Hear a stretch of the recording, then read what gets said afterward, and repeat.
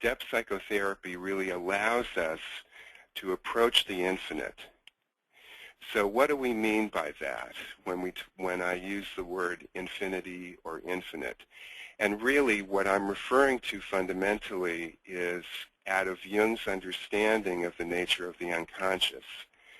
He talks about the unconscious as surrounding our conscious life like the sea around a very small island, a sea that is overflowing with an almost infinite variety of organic and inorganic life. So take a minute and just imagine a recent dream that you've had. Just try to call it to mind and think about yourself in the dream. In our dream lives, we really are but one figure in a much larger world. That is the kind of perspective that we're talking about here, trying to hold, that as individuals, we experience ourselves from our own sort of egocentric point of view as so central. And of course, that's true in terms of our own lives. But from the perspective of the larger unconscious, we're really a very small actor in a very, very large world. And it's that dialogue between our individual conscious selves and this much larger world that we're going to be talking about today, and really talking about that dialogue and how we dialogue between the two aspects of ourselves that that is very similar to what religions around the world try to create in their in the various ways that they approach the spiritual life. In the bottom of this sand painting are Navajo Hogans. And if you'll notice, so this is from 1942. In these Hogans, you'll notice there's 1, 2, 3, 4, 5, 6 Hogans present. The Mother Earth part of the world and the Father Sky being above. And 5 of the Hogans are pointed in a more triangular way. They're what are called male Hogans in the Navajo Nation.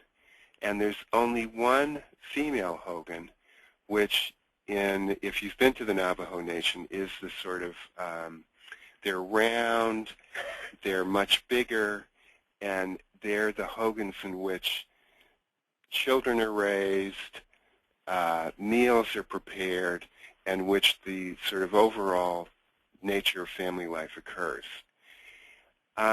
What the male Hogans are about in the Navajo tradition are about, in my very, very limited understanding, this is not an area that I have a lot of knowledge in, but in my limited understanding from having visited there, is to be in relationship, to create the conditions to be in more relationship to Father Sky.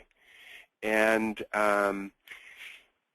actually in what's going on in the Navajo Nation now, there are many, many fewer of them, and there's more and more of the female Hogans.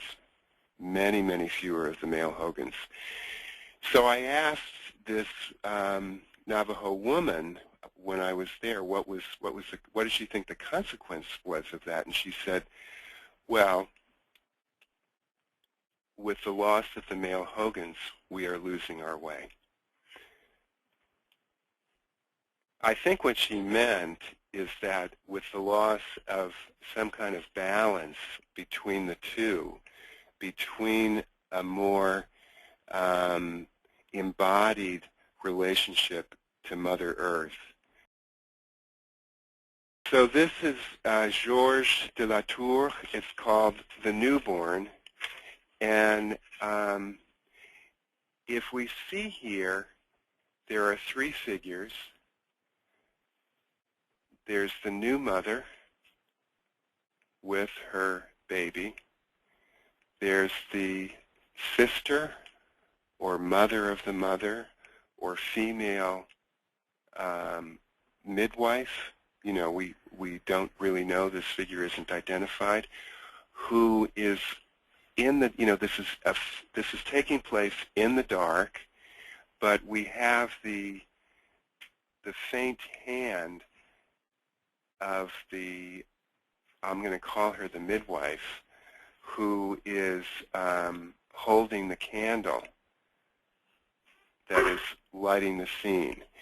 And I think, you know, again, what if we can just think about this side of development, what we're talking about here is the elevation, you know, this is thought about as being an image of Mary and possibly Anne and the infant baby Jesus.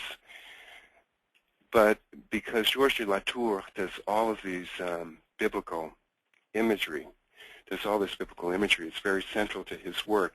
But it's interesting, he doesn't call it the nativity, he calls it the newborn.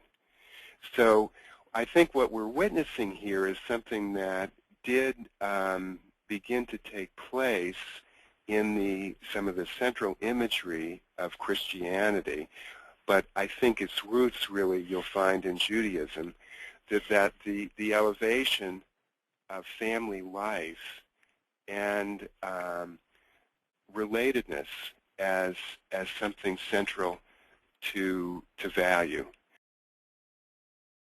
So I think what we're seeing here is something fundamental about human development that is imaged in this particular rendition of the call to recognize something larger than ourselves. So if you remember what I was saying in the earlier part of the discussion today, was that one of the major and fundamental issues in development is narcissism. And the narcissistic worldview is the worldview that we have when we're in the more paranoid schizoid position. It's also the worldview that we have when, in Jungian terms, we're caught in a complex. And it's the worldview that underlies the borderline layer of our psyches, where we're involved in splitting and not being able to hold the opposites. So Saul of Taurus was a zealous Jewish man in the early years of the development of the Christian cult, when Christianity was still fighting for legitimacy amongst Jews and the larger Roman world. He's full of righteous pride in his conviction that persecuting members of this cult is doing God's work. As many zealots, he is full of righteous conviction that his point of view and his actions are the correct ones. This is a narcissistic point of view, one in which there's a discharge of wrath. So talking about, thinking about earlier about finding a way to hold one's emotional life rather than to just be possessed by it.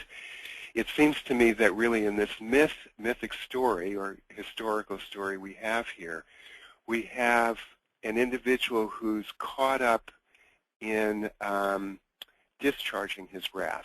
Whatever his wrath is about, is the discharge of his wrath. And there's an activation of the scapegoat complex where the universal, which is a universal pattern in which tensions regarding difference are resolved by locating superiority in oneself and inferiority and a loss of, and at an extreme, a loss of humanness in the other. So this is what we deal with in life in one form or another, some that are truly traumatizing, some less so. And I bring these in because this is very much a part of the challenge of responding to the call to seek and find oneself in relationship to another. And I actually think that, again, that the field has turned, the field of depth work has turned its attention more and more towards the facts and to understanding the facts of attachment, separation, and loss in terms of doing the work that we do. And it can come up, this is also part of the reason that I think the work that we do with the frame becomes so important, because every hour that we have as practitioners with our patients is an experience of coming together and it's experience of coming apart. And it evokes all over time, and especially in a piece of depth work, it evokes all of our issues with attachment, separation, and loss that each of us have in whatever way we have them.